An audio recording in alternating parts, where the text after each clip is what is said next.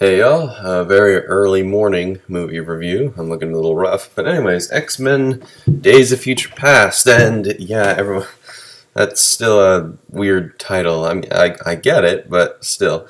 Anyways, Jeremy Jahns said himself, but this is evidence that X-Men 3 The Last Stand could have been a great movie. As it stands, I know this is... I don't know how to put it. I think this is the best X-Men film. Though I think there's one little thing I wanted answered, but I'll get to that maybe in a spoiler review. Anyways, the film opens up in New York City, where it looks like we're in a post-apocalyptic future. The future's run by Sentinels. Mutants and humans are enslaved, and mutants are on the verge of extinction. Only a few remain: Professor X, Magneto, Wolverine, Storm, Shadowcat, Kitty, whatever her name, Ellen Page, Iceman, Bobby, Bishop, and a few others I barely remember. I don't remember their names. Anyways, the main thing are these Sentinels. They're explained that back in the 70s, Raven, or Mystique, killed Bolivar Trask. He's the one who built the Sentinels, Peter Dinklage. But by doing so, the U.S. governments were able to capture Mystique that very same day and use her DNA to sort of help build the Sentinels, make them better. In that the U.S. government saw that his weapon was probably needed. Anyways, they built the Sentinels. They took them like 50, 60 years to get them right, and then they finally built them with the capabilities to sort of transform themselves into whatever they can. Using Mystique's DNA. So the plan is they were going to send Professor X into the past. Like, what it is, Shadowcat, or Kitty, Ellen Page, can send your consciousness back into the past. Not like your body, but your consciousness. So basically, you'll have your modern day mind, but in the past, so you can fix what you can. Anyways, the plan was to send Professor X, but she doesn't know if Professor X could survive something like that. So, Wolverine gives the plan, saying, hey, why don't you send me? Because he'll survive anything. So she sends him back to about 1973, I think. Meanwhile, the other mutants of the future are sort of defending Wolverine until he can do what he can. Okay, I'm just going to bring up a point here. Time travel in films has always been a weird thing, and I would think that because they sit there Ellen Page sits there for what I'm assuming is a few days of just holding his mind together, trying to, him doing his thing in the past. Wouldn't that almost be, I don't know. I would think you send him in the past, he does the thing, it'd be instantaneous because we're already in the future, so that's already happened? I don't know. Time travel's weird. But they kind of get into that saying time travel is kind of weird. So is the theory of time. They bring up this neat theory saying that the flow of time is kind of like a river. You can throw all the rocks in it you want, but it'll still end up the same. Or does it? Anyways, he gets there, and we're actually given an explanation as to why Charles can actually walk. But I'm not going to spoil it. Anyways, he meets Beast and Charles is looking rough. One thing X-Men First Class did was, well, we really got a unique insight into Charles, his mindset, quite literally. Here, it's even better. And you can see, like, because he lost everything after the first film. You also learn what happened to the other mutants at the end of X-Men First Class. And, ooh, it was unexpected, I must say. Unexpected, I must say. Anyways, Wolverine's there to round up the rest of the X-Men.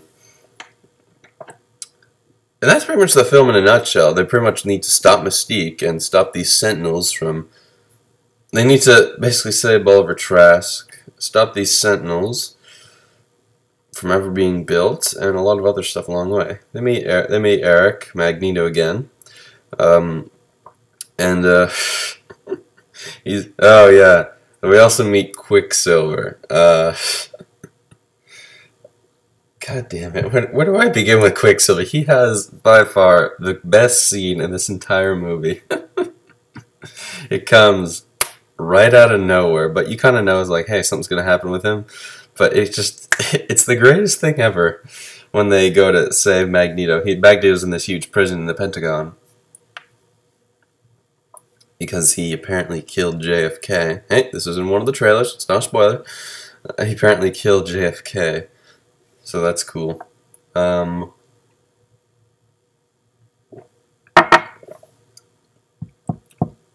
yeah, I think what's good about it is that, well, for one, it's neat to see Bryan Singer do his thing again. I mean, yeah, this is my franchise. I'm gonna do it good this time. I remember my friend Bandy Incorporated. He had huge doubts about this movie. Like he said, I don't think it'll be very. If it bombs, I don't think it'll make much money. I think it's definitely not gonna bomb anytime soon. It's done very well. It made I think like 36 million on Friday, and it has I think some of the best reviews of any film this year so far.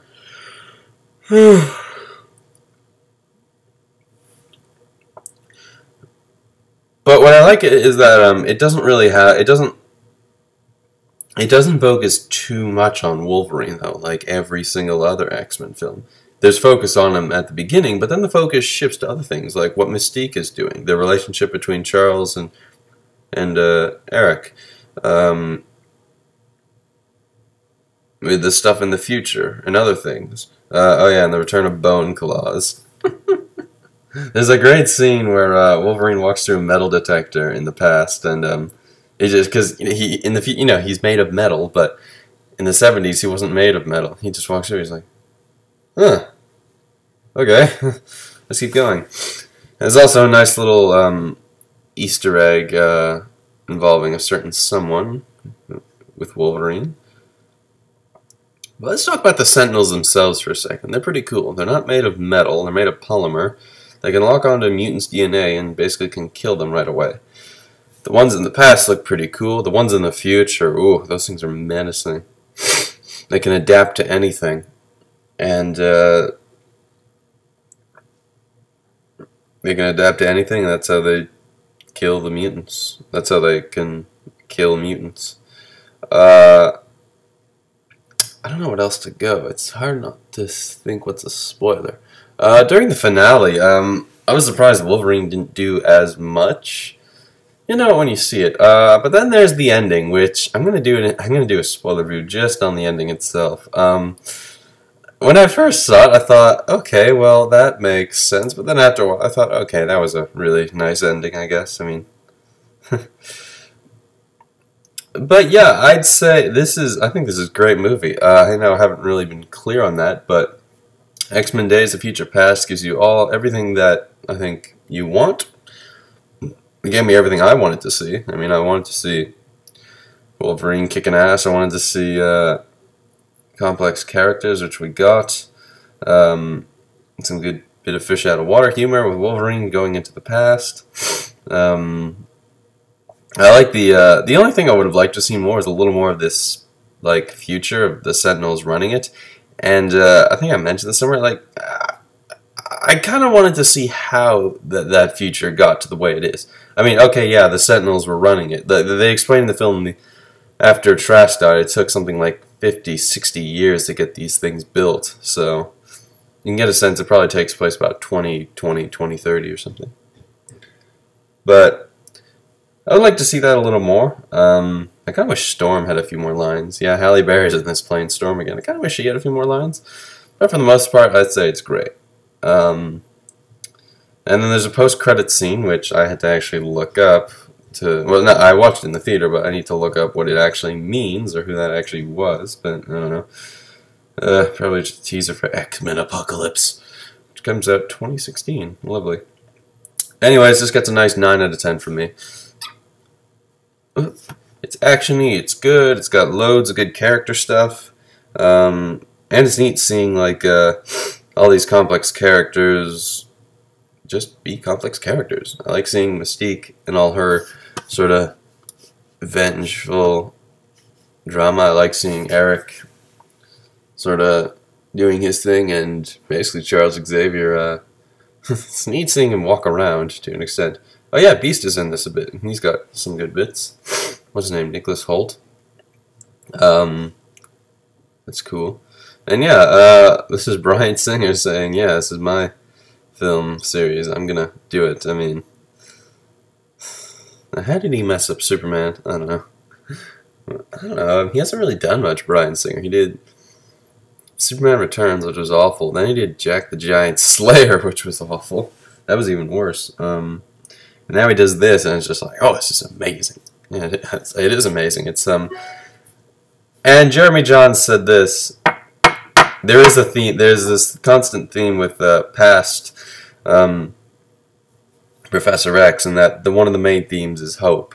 He needs him to hope again, because kind of that's how his power. He hasn't used his powers in a while, young Professor Charles, and that he needs the hope again.